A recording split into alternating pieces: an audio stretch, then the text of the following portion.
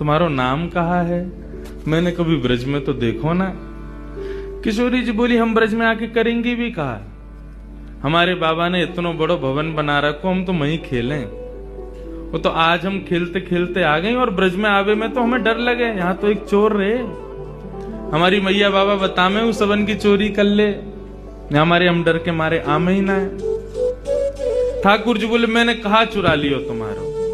किशोरी जी बोली, मोको लगे तुम ही वो चोर हो। ठाकुर जी बोले, तो मैंने कछु चुराया तुम्हारो? न चुराया तो कछु ना है, तो फिर आप ऐसा क्यों सोच रही हो कि मैं चोर हूं? और बल्कि एक बात कहूं, मेरी और तुम्हारी जोड़ी तो जच और रही है।